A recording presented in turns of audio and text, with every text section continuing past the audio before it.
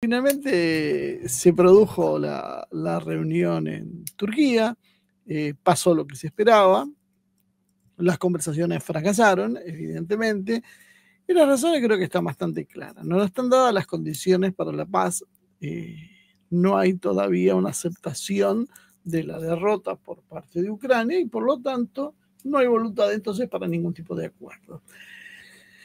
La realidad es que Putin no necesita estas conversaciones, sino en realidad lo que busca es un marco de seguridad general. Pero aparentemente los líderes europeos no están muy de acuerdo con esta historia y se preparan para una guerra, ¿no? Amenazan con más esto y cuando con esto. Y amenazan con más sanciones. Están ganando la guerra, Ucrania está hasta al borde del colapso, todo esto ya está claro, y encima aparece Trump en el horizonte que termina por fracturar el frente occidental, porque más allá de las deudas que muchos tienen, de sus declaraciones ambiguas, se observan gestos de simpatía hacia Putin y hacia Rusia que antes no existían. Estados Unidos claramente no quiere ir a una guerra con Rusia, lo cual parece saludable para todo el mundo, pero además necesita salir airosamente de esta historia, no como un derrotado Trump, no se lo puede humillar porque si no, no va a salir, entonces hay que dejarlo que salga tranquilamente. Por eso decíamos que Putin le alfombra el camino para que se vaya de Ucrania. Claramente se presentan dentro del espacio occidental dos ejes, uno que busca la guerra como de lugar y el otro que busca finalizar de una buena vez el conflicto. Y yo creo que las tensiones entre estos 12 bandos son mayores que los que puede haber con Rusia. Creo que la animadversión que tiene Estados Unidos por Rusia es menor que la que tiene entre sí. Es más cercana a la posición de Trump con Putin que de Trump con los demócratas. Y eso es lo que está movilizando la cuestión y eso es lo que parecería que no se entiende. Los analistas geopolíticos, algunos ya lo empiezan a entender, hay otros que no, pues siguen con la visión occidental, y mucho que operador desde la cuestión financiera, porque últimamente se ha dado mucho que muchos, esto es un fenómeno que también creo que han colaborado los libertarios, se ha mezclado la cuestión geopolítica con la financiera y se opina desde esa posición financiera y el resultado en general es que, bueno, se confunden un poco los tantos y que hay como una negación a entender lo que pasa, porque desde el punto de vista financiero Estados Unidos tiene un poder, pero desde el resto de los ángulos de visión no es así. Y entonces esto hace una disociación de alguna manera, ¿no? Para Trump, su enemigo real no está en Moscú. Su enemigo real está en la City de Londres, en la City de Nueva York y en Silicon Valley. Esos son básicamente. Y los que estaban como decíamos, en los enclaves estadounidenses de poder, hoy se han refugiado en Londres o Bruselas. Lo digo simbólicamente, puedan seguir viviendo en Estados Unidos, pero su apoyo político es el de Bruselas, ¿no? Y ahí es donde está la gran diferencia. Si no entendemos esto, se complica todo el resto del análisis. Y esta es la parte que a veces hay como una negación a aceptar, ¿no? Luego de esta reunión, que no vale la pena mucho comentar, prácticamente no hubo ningún acercamiento, intercambio de prisioneros, algunas cosas menores, pero de lo sustancial nada, dado que Ucrania negó poder negociar territorios y Rusia no tenía demasiada voluntad de negociar con un adversario el cual estaba venciendo. Sí hubo una reunión posterior entre Sergei Lavrov y Marco Rubio. Fíjense que los rusos ni siquiera lo mandaron a Lavrov, como bajándole el tono a esto y diciéndole, bueno, ustedes quieren que nos reunimos, nosotros nos reunimos, pero la verdad esto no es para nada. Y si no es para nada, ¿qué es lo que va a pasar? Vamos a mandar a alguien que tenga tiempo, no los más importantes. La reunión entre Marco Rubio, el secretario de Estado de los Estados Unidos, y Sergei Lavrov tenía que ver con la disposición, que era las conclusiones posteriores a las negociaciones. Bueno, ¿qué fue lo que pasó? Ahí prácticamente estuvieron muy de acuerdo. Marco Rubio celebró los acuerdos alcanzados, los acuerdos, casi yo podía decir, ¿no? Durante las conversaciones, y afirmó la disposición que tiene Washington para apoyar el proceso de solución. Lavrov, por otro lado, le tiró flores también, entonces dijo qué papel positivo que hizo Estados Unidos al sentar a Kiev en la mesa de negociaciones, porque la verdad medio lo llevó de las orejas Trump a Zelensky, y aceptó la reanudación del proceso de paz de Estambul. Y también apoyó la disposición a colaborar en este asunto que tenía Washington. Y después se dedicaron a hablar de otros temas de interés internacionales, según cuentan las crónicas del lugar, que es en definitiva lo que realmente les importa esta historia. Zelensky terminó por aceptar las conversaciones, como decíamos, después que lo presionó Trump, ¿no? Y Trump apoyó la iniciativa de Putin, instó a Kiev a que las acepte inmediatamente. Entonces no dio para decirle que no. Sino Zelensky tampoco tenía mucho interés, pero los motivos son diferentes. Rusia no tiene interés porque está ganando la guerra, Zelensky no tiene interés porque cuando termine la guerra va a perder el poder. Y ese es el gran problema. Está tratando de estirar esa agonía y tratando de mostrarse como el único referente ucraniano. Ahora, la gran duda que surge es, ¿Trump está a favor o está en contra de Rusia? ¿Cuál es la posición real? Porque según el medio o el análisis que uno vea, uno se encuentra con dos posiciones enfrentadas. Por ejemplo, algunos se apoyan en una entrevista del presentador de Fox News, Brett Baier, que le preguntó a Trump si iba a imponer nuevas sanciones a Moscú. Y Trump le contestó, sinceramente lo haré si no llegamos a un acuerdo. Nadie usa la influencia mejor que yo. Es casi cómico lo de Trump, ¿no? Yo soy el mejor. Y después añadió que Estados Unidos evaluaría el resultado de las conversaciones entre Rusia y Ucrania el viernes en Estambul. Por la posición de Marco Rubio parece que las evaluó bastante bien. Veremos qué sucede. Sería devastador para Rusia porque está pasando por un momento difícil en su economía, refiriéndose a las sanciones que él podría imponer, y también dijo que, bueno, su plan era impulsar la producción nacional de petróleo, lo que iba a reducir los precios mundiales, lo que va a perjudicar las exportaciones energéticas de Rusia. Pero la realidad, que no dijo Trump, es que la economía estadounidense está menos sólida tal vez que diríamos que la de Rusia. Rusia ha soportado 28.500 sanciones y ahí está. Y ha crecido un 4% el último año. Y Estados Unidos se está debatiendo si crece, si no crece, no hay consenso, pero en general el pensamiento es que Estados Unidos marcha hacia la recesión. Por otro lado, bajar el precio del petróleo, ¿cómo? Porque en realidad, salvo que juegue Arabia Saudí o algún productor de esa magnitud, Estados Unidos trabaja con el fracking. Y el fracking tiene un costo de extracción mucho más elevado que el petróleo ruso. Por lo tanto, para hacerle perder plata a Rusia, Estados Unidos va a tener que perder mucha más plata. Y esa es la misma historia de todas las sanciones. Cada sanción que hicieron contra Rusia terminó siendo un boomerang. Entonces, ¿qué está haciendo Trump? Yo creo que es como se dice, un viejo dicho criollo, lo está corriendo con la vaina. ¿Qué significa? Que no tiene el cuchillo, lo está corriendo con la vaina, con una amenaza vacía. Y creo que es eso lo que está haciendo. ¿Por qué? Porque Trump está haciendo giros hacia ambos lados. Por un lado, a aquellos que dicen hay que endurecer, y a aquellos que dicen que en realidad hay que llegar a un acuerdo y hay que salir de ese conflicto, también les hace giros.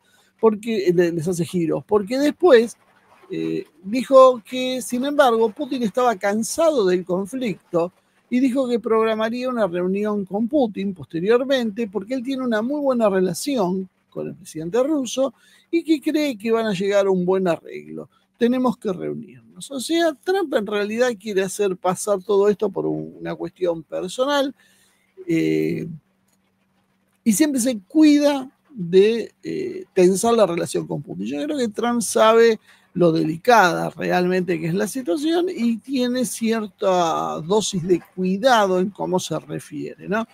Entonces suele decir, bueno, nosotros podemos hacer gigantescas sanciones, podemos destruir a Rusia, pero la verdad que no queremos, pues nos cae muy bien Putin, entonces lo vamos a ayudar. Bueno, eso es un poco el problema que hay. Está empezando a diluviar de vuelta. Mientras tanto, en Estados Unidos, un grupo de senadores liderados por el patriarca, diría, de los senadores estadounidenses, Lindsey Graham, ha redactado un proyecto de ley para imponer sanciones a Moscú y aplicar aranceles a los países que compren gas gas y uranio ruso. ¿Cuál es el tema de esta historia? Bueno, acá uno de alguna manera empieza a ver las limitaciones que tiene Trump para poder actuar. Porque esas limitaciones tienen que ver con lo que pasa en su propio país y en su propio espacio de poder. Sus aliados, como es el caso de Graham, terminan por condicionarlo. Hay muchos republicanos que, porque es neoconso, por lo que sea, tiene una actitud contraria a Rusia. Entonces, eso limita las acciones. A veces la pregunta es, ¿por qué Trump no hace esto? ¿Por qué Trump no sale? Porque la realidad es que no es tan simple hacer algunas cosas. Para salir se necesita tener un poder total que Trump no tiene. Trump está condicionado por un equilibrio de poderes, y no me refiero solo a los de la democracia, sino a una serie de poderes tal vez no tan explícitos, y eso es lo que lleva a esta posición, ¿no? Y acá es donde creo que llegamos al problema central que hay en esto, ¿no? Que en Estados Unidos, y después vamos a hablar de Europa, pero en Estados Unidos no se reconoce realmente lo que ha pasado en el mundo en las últimas décadas. Estados Unidos ya no es una potencia hegemónica económica y militar. Estados Unidos tiene una posición económica buena, importante, pero no hegemónica. Y en la situación militar sucede algo parecido. Cuando Estados Unidos decide aplicar sanciones, ya no como es como en el pasado, que aplicaba sanciones y hacía caer gobiernos o sometía a un infierno la vida de esos países. Hoy somete a sanciones a Rusia y la realidad es que termina encontrándose luego con una Rusia que crece al 4%. Entonces, ¿cuál es la efectividad real de las sanciones? Bueno, parece que ninguna. Claramente Rusia ha demostrado que no, pero no solo ha sancionado a Venezuela, pero ha sancionado a Irán y ha sancionado en realidad más de 70 países y nadie termina destruido. Es más, cada vez prosperan más los países sancionados. Y eso mucho tiene que ver con eso que estábamos mencionando, ¿no? Que ya no son lo que eran, que no se puede vivir de nostalgias del pasado. Ha aparecido China como un gran actor con una magnitud que no existía antes y eso cambia toda la ecuación geopolítica. Hoy Rusia puede enfrentar a Estados Unidos y a todo Occidente porque tiene cuidadas las espaldas, porque en su momento no existía China como la megapotencia que es hoy para equilibrar el juego. Entonces, si Rusia es aislada por Estados Unidos y por el resto de Occidente, Rusia encuentra apoyos, entre otros, en China. Por lo tanto, puede resistir.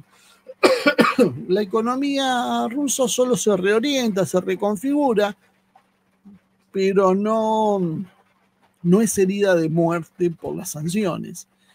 Y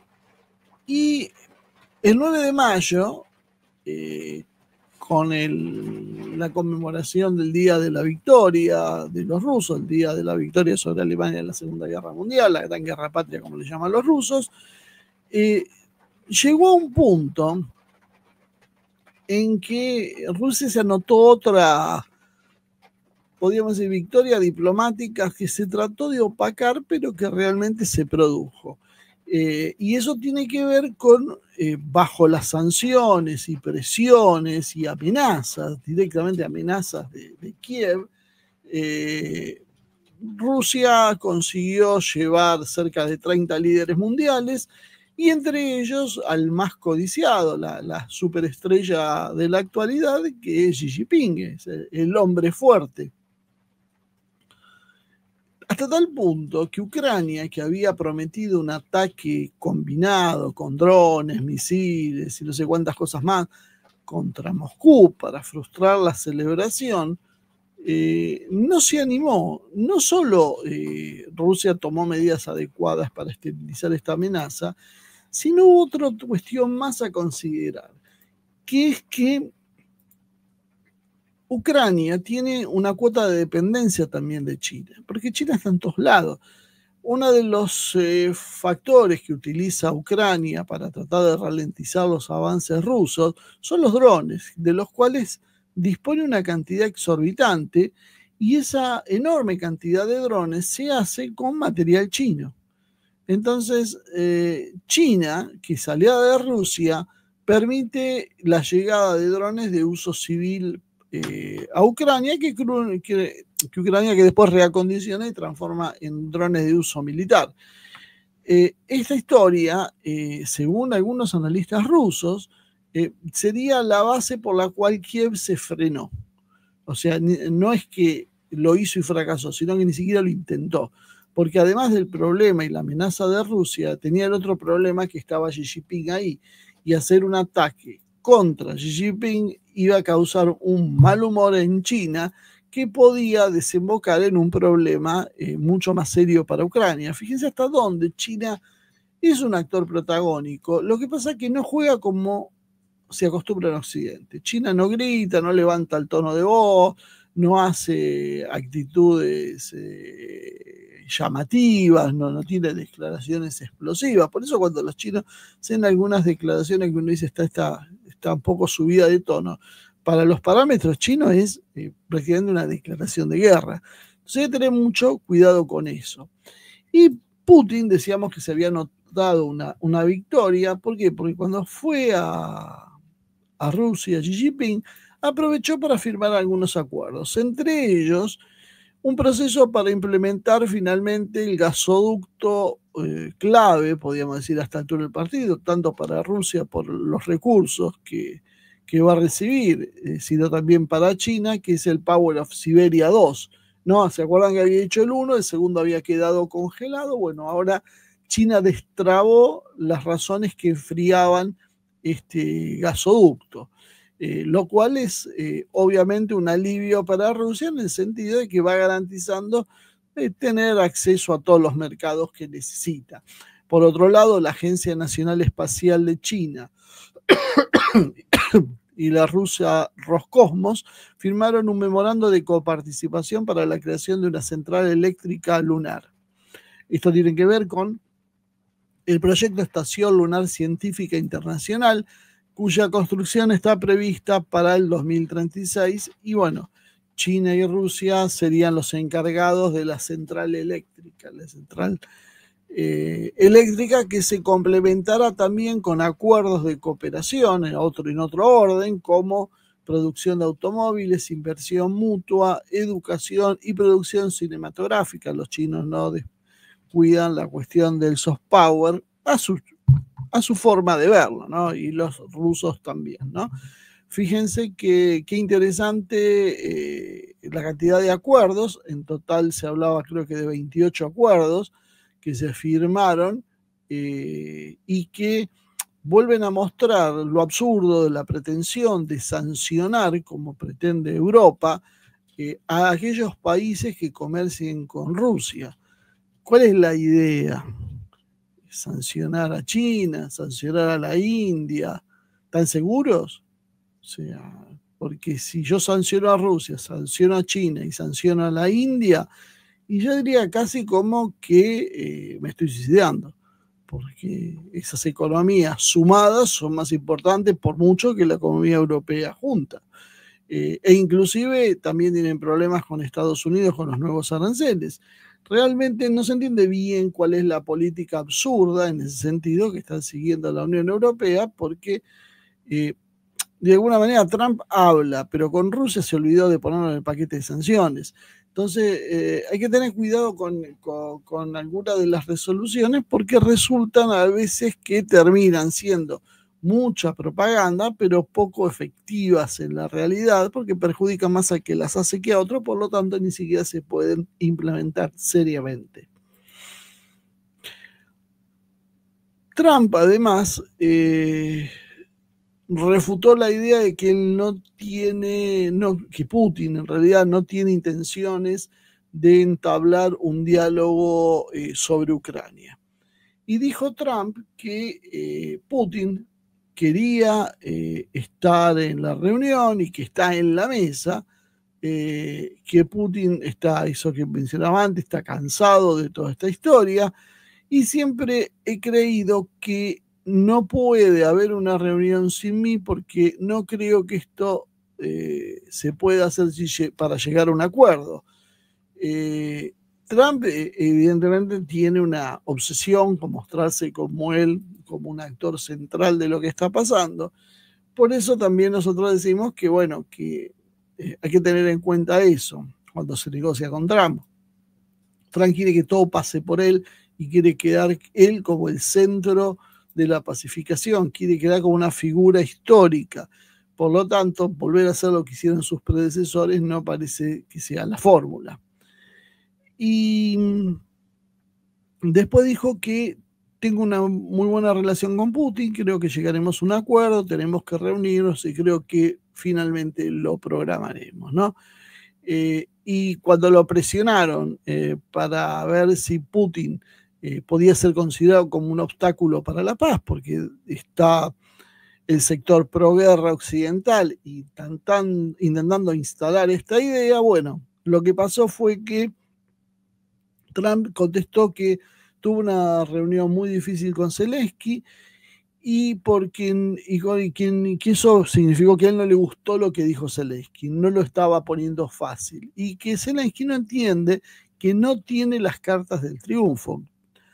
Trump volvemos a verlo también en su dimensión de pragmatismo.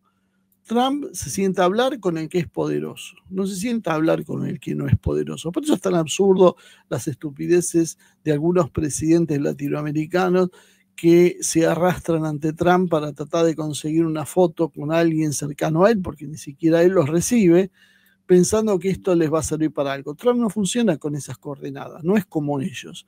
Trump funciona con otra lógica. Yo hablo con el poderoso. ¿Quién es poderoso? Xi Jinping. ¿Quién es poderoso? Putin. Bueno, me siento a hablar con ellos. Esto es una cuestión clave, ¿no? Y después terminó diciendo, cada vez que Zelensky viene a Washington, se lleva 100 mil millones de dólares. Evidentemente es el mejor vendedor del mundo, incluso mejor que yo. Una vez no solo volvió a ponerse como referencia, sino que vuelve a insistir con la idea de la transacción en la política exterior, ¿no? Me das, te doy, negociamos qué es mejor para mí, qué es mejor para vos. Por eso hay que tener esta lógica, qué es mejor para el programa de Trump, qué es mejor para los Estados Unidos, seguir el derrotero de Israel, seguir el derrotero de Zelensky o tener otra política. Bueno, eso creo que es lo que es determinante. Hasta ahora Trump siempre se ha movido de esta manera. Suponer que hará otra cosa es apenas una oposición. Los antecedentes demuestran que tiene un patrón en su forma de actuar que lo constituye, yo creo que bastante predecible. Uno sabe lo que va a hacer Trump. Tal vez no cómo lo va a hacer, pero sabe a qué apunta y cuáles van a ser los patrones de acción. Trump entonces da, como decíamos, señales a favor y en contra de Putin. pero la realidad es que sus necesidades, que es lo que a él le va a importar en el fondo, son de acordar con Putin y no ser arrastrado por el conflicto. Entonces, claro, nos podemos preguntar, ¿y quién es entonces el que quiere el conflicto? ¿Quién impide que se cierre si al final Trump no quiere el conflicto? Y el conflicto viene de la agresión de Occidente. ¿Quién sobra? Bueno, sobran entonces los líderes del Reino Unido, Francia, Alemania, Polonia y algunos países menores. Estos cuatro que mencioné al principio se reunieron en Kiev. ¿Y qué hicieron? Lo que saben hacer, que es básicamente lo único que parece que saben hacer, es amenazar con más y más sanciones. Esto es como si yo hago una acción y resulta más y la multiplico 2 veces y me resulta peor y la multiplico por 4 y me vuelvo a perjudicar, y entonces digo, no, el problema es que no le pongo el ahínco suficiente. Hay que ir más profundo y más y más y más. Eso es lo que hace Europa. Busca una política de sanciones con una idea de algo que ya no existe e insiste y sube y sube y sube la apuesta. La verdad es que también son apuestas a sanciones o amenazas a veces que no son muy tomadas en serio por Moscú, y creo que para bien de Europa está bien que Moscú no las tome en serio, ¿no? Porque después vamos a analizar qué pasaría si las toma en serio. Pero la realidad es que le dieron ultimátums de algunas horas apenas para que Putin responda, y Putin ni siquiera contestó, ni siquiera abordó el tema, pasó la fecha y nada, y ahora están hablando de próximamente, pero al final todas las sanciones apocalípticas que estaban preparando terminaron en la nada. Y Starmer, el británico, dijo: ahora bien, tras haber dado este ultimátum, debemos prepararnos para cumplirlo, porque si Rusia no se sienta a la mesa de negociaciones, fíjense, porque entonces Trump dijo que Putin sí se sentaba en la mesa de negociación, ¿no? Está en realidad Trump desautorizando a Starmer. Trump, si no se sienta en la mesa de negociaciones, lo que va a terminar sucediendo es que Putin deberá pagar las consecuencias. Lo dijo en una reunión en Albania, Starmer. La postura rusa es claramente inaceptable y no es la primera vez.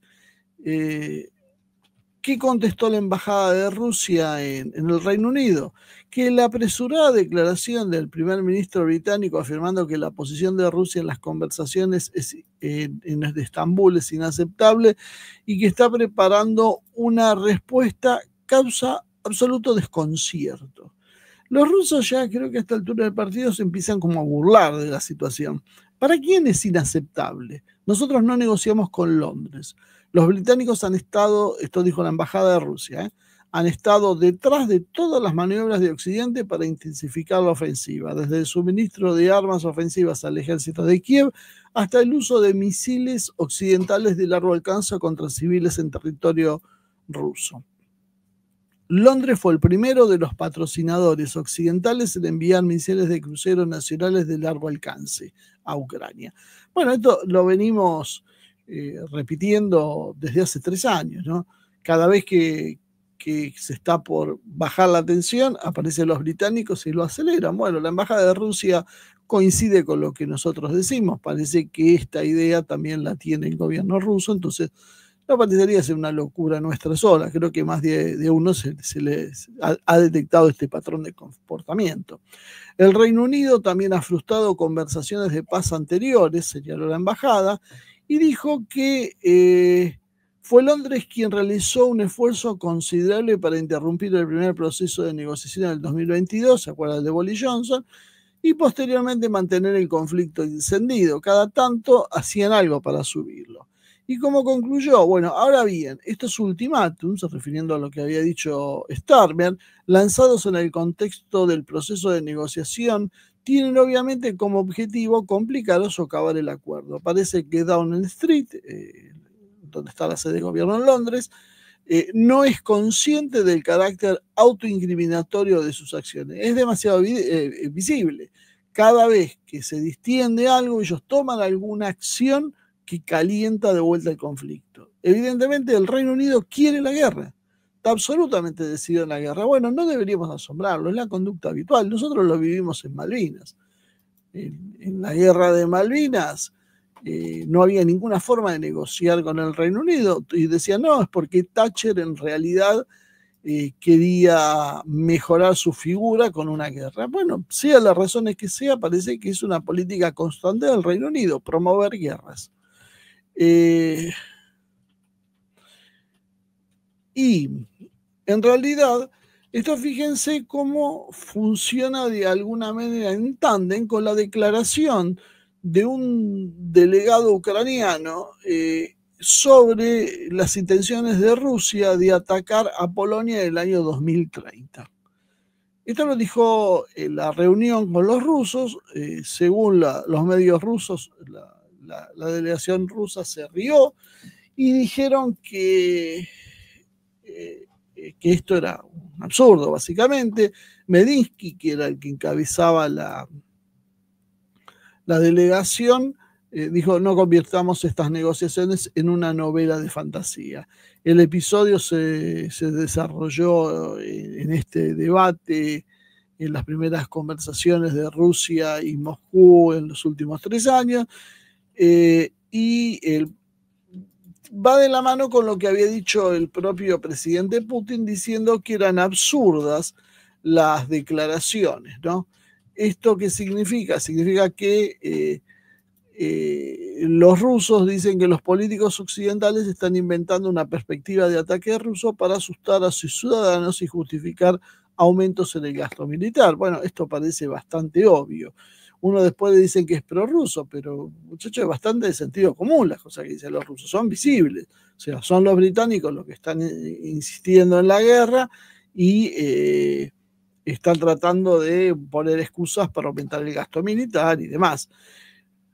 Occidente en su conjunto está aterrorizando a su propia población con la afirmación de que nos preparamos para atacar a alguien. Esto lo dijo Putin en el 2024. La táctica es simple. Nos empujan hasta una línea roja más allá de la cual no podríamos luego retroceder. Si hay más dudas sobre las intenciones de Londres que arrastra al resto de Europa, son las que dijo Sergei Lavrov a la agencia TASS, donde dijo Lavrov, textual, tomen nota de los acontecimientos actuales en la región Asia-Pacífico, que ahora Occidente rebautizó y llama Indo-Pacífico, para dar entonces que una política de clara orientación contra China, esperando con ello provocar un enfrentamiento entre dos de nuestros amigos y vecinos como son la India y China. O sea, la jugada es obvia, quieren el enfrentamiento, por eso habría que ver qué fue lo que sucedió en esa oportunidad con Pakistán, porque indudablemente se está desestabilizando esto.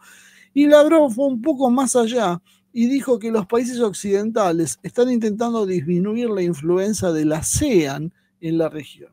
Los colegas occidentales, como en cualquier otra parte del mundo, quieren desempeñar un papel importante aquí, quieren socavar el papel central de la ASEAN que ha convenido a todos durante muchas décadas en las que se basó en un espacio unificador por parte de los países de la ASEAN y sus socios de diálogo, tanto en el campo de la política como de cooperación militar y defensa. Según Lavrov, se están tratando de persuadir a algunos Estados miembros de la ASEAN a participar en alianzas de confrontación, armando pequeños grupos y coaliciones en lugar de formatos unificados. Muchas veces explicamos la política de la ASEAN, que es una política de no compromiso, de no enfrentamiento directo entre sí, de permitir que los países miembros sean autónomos, de ver los intereses en común, y bueno, para la región y para un modelo como el de la ASEAN no es interesante la guerra ni la desestabilización, y obviamente hacer negocios con China es natural, son vecinos de China, y China es un gigantesco mercado, tanto de importaciones como de exportaciones. Por lo tanto, naturalmente se da ese proceso, además que países como Indonesia tienen una muy importante comunidad china de negocios. Por lo tanto, todo está dado en que esto sería una alianza natural a favor de China, a favor de acercarse a China, y Occidente no está queriendo eso. Una vez más, la política de fractura. Entonces, Lavrov habló por un sistema de seguridad colectiva en Eurasia, señalando que la región alberga múltiples civilizaciones coexistentes que han mantenido sus identidades distintivas y relevancia en la época moderna. Bueno, ¿qué está diciendo en realidad Lavrov? Está hablando de un futuro modelo multipolar, policéntrico, como le dice Sájarova, un modelo que se desprenda de esa hegemonía occidental y que tenga muchos centros de toma de decisiones y polos de desarrollo. Ese es el modelo en el cual la ASEAN puede entrar como una pata de ese modelo. Por eso nosotros recordamos que la región iberoamericana también debería estar en eso, pero bueno, lamentablemente los líderes políticos que tenemos no lo entienden demasiado. Algunos que son favorables a negociar con China para ver qué consiguen, y hay otros que directamente deciden prescindir de cualquier tipo de acuerdo, como lo que sucede con China, con Argentina, donde Argentina ha quedado fuera del radar de las inversiones de China gracias a la ilógica, absurda, ridícula política del gobierno de Javier Milei. Esto es independiente del resto de las cosas que haga Milei. Evidentemente, no negociar con la mayor fuerza del ascenso, que tiene una economía que absorbe tus inversiones, tus producciones, y que te puede ayudar en inversiones en infraestructura que son claves, que no tenés porque no tenés financiamiento occidental. Bueno, es algo imposible de entender. Como Milei en su momento mondino había dicho que, bueno, que en realidad Argentina no tenía ningún interés en los BRICS, porque los BRICS no había nada que le podían ofrecer. Esa es una de las burradas más grandes que se ha dicho en la historia, creo que de la política exterior argentina, seguramente, y sin embargo ahí está, y como decíamos, sin que ni siquiera la oposición se haya preocupado demasiado del tema. Porque Lavrov además siguió y dijo que la Unión Africana y la CELAC han conformado, establecido organizaciones, y que, bueno, que existen formatos subregionales también, y que, bueno, que Eurasia está en deuda con eso. Sí, bueno, en el caso de CELAC, bueno, se podría hacer algo mejor y más serio, ¿no? Pero bueno, independientemente de eso, la referencia al mundo multipolar es clara, ¿no? Por estas razones es que Trump dice: Putin está en la mesa, porque en realidad está considerando la construcción de ese modelo policéntrico que mencionábamos antes, de ese modelo multipolar. Porque esto es consecuencia de la pérdida de peso de Occidente. Occidente pierde peso en economía, donde China lo ha superado largamente en inversiones y comercio. Solo intenta resistir con el dólar como moneda de intercambio, aunque día a día toda la situación general de Occidente se resquebraja, pierde importancia. El mercado financiero es el que más intenta resistir esa pérdida de espacio, pero desde China se crean estructuras paralelas, así que solo es cuestión de tiempo.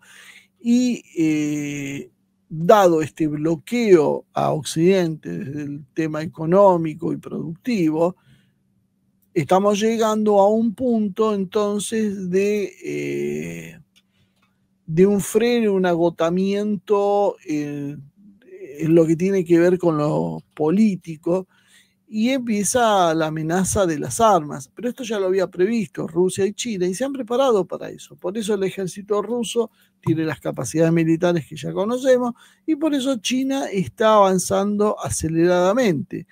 Porque hoy, por lo menos, sus fuerzas armadas ya son suficientes como para desalentar cualquier tipo de agresión de Occidente. Y eso es lo que lleva a que Trump intente buscar una salida racional. No puede contra el poder conjunto de los BRICS, aunque haya dudas con países como Brasil en ese sentido, ¿no? Para quién juega. De esta manera, Trump intenta escaparse de ese conflicto, pero lo hace con la presión externa de Londres y sus socios combinada con la interna, como en el caso, por ejemplo, de Graham, que es solo un ejemplo de las cosas que suceden. Busca salir del conflicto, busca congelarlo, pero a la vez necesita tener una imagen de fuerza, y eso es lo que complica todo. Lo de Europa merece una mención especial, es lo último que vamos a hacer hoy, que tiene que ver con una Europa que no comprende, que vive de glorias pasadas, que su economía está trastabillando, que cada sanción a Rusia es un golpe a su propio bolsillo y que cree tener fuerzas, pero que esas fuerzas ya no existen. Las fuerzas europeas son cosas del pasado. Europa busca una salida con más y más sanciones que van a terminar golpeando su propia estructura económica, como ya sucedió. Ya avisamos que esto iba a pasar cuando se hizo las primeras sanciones al gas ruso, y esto no puede más que empeorar, porque Europa necesita los recursos rusos, y no los va a conseguir por vía militar. La idea de una política cuya solución sea sanciones y más sanciones, termina siendo un problema. Rusia claramente creo que ya enfrentó la peor parte, ya pasó por lo peor. Fue sancionada, acuérdense lo que fue en el 2022. Había muchas dudas. ¿Y qué va a hacer India? ¿Va a ir del lado del occidente? ¿Y qué va a hacer China? Y China no quiere perder los mercados occidentales, por lo tanto va a presionar a Rusia para que salga inmediatamente de Ucrania. ¿Se acuerda? Esto es lo que se planteaba por la mayoría de los analistas serios por allá para el 2022. Estuvieron meses diciendo que China iba a presionar, que acercaba, que tenía un doble juego, que China no podía darse el lujo de perder Occidente, que a China no le interesaba. De misma forma que entiendan que había razones políticas que China ya había sopesado y que Putin ya lo había conversado esto con Xi Jinping. No saltó al vacío Putin. Esto ya estaba hablado. Hoy China tiene una alianza firme con Rusia, e inclusive la India aparece en escena, y la India tiene ya más problemas con Occidente que con Rusia. Claramente, la India se ha transformado en un país que procesa el petróleo ruso y lo revende a Occidente, pero además Occidente intentó usar a la India, por ejemplo, para dejar de fabricar los iPhone en China y trasladó las oficinas de producción de iPhone a la India. Pero ¿qué pasó? Saltaron las diferencias internas. Por eso yo digo que las diferencias internas en Estados Unidos son más importantes que las externas. Cuando se produce ese traspaso, Trump le advierte ahora, hace poquito, esta semana, a Tim Cook, el líder de Apple, que no era la idea ir a fabricar a la India, que la idea era fabricar a Estados Unidos, había que salir de China, pero para ir a Estados Unidos, no para irse a la India, porque si no es lo mismo. Nosotros lo advertimos, entonces, si vos no vas a fabricar en China, pero tampoco vas a fabricar en Estados Unidos y fabricás en la India, ¿quién le cambió a Trump? Bueno, además muestra la incapacidad de Estados Unidos para hacer un celular competitivo. Y la idea ahora europea es ir a sancionar a estos países por comerciar con Rusia. Porque como ya sancionó todo con Rusia, no les queda más que hacer, es sancionar a los países que comercian. Además de que se van a tener que sancionar a sí mismos, porque muchos han seguido comerciando con Rusia, claramente no pueden ir por ese lado porque no tiene la economía europea a las espaldas para sancionar a India, a Rusia, a China y todavía tener problemas arancelarios con Estados Unidos. ¿Y qué decir de lo militar? Militarmente, Europa tiene fuerzas armadas que son insuficientes, que están envejecidas, que no tienen capacidades militares, carece de una estructura industrial de guerra poderosa que pueda competir con la rusa, no tiene voluntad de lucha a sus sociedades y no hay cohesión política entre los distintos países, que unos están a favor y otros en contra y otros están con matices, ni tampoco entre los propios más belicosos, porque internamente tienen problemas. Y en estas condiciones se les ocurre, como solución a esto, ir con un embargo total contra Rusia. Y esto es un tema delicado. Un embargo total. ¿Qué es un embargo total? Un embargo total, en realidad, no es una declaración de guerra, pero está cerca. Y no sé si está bueno jugar con esto en estas condiciones.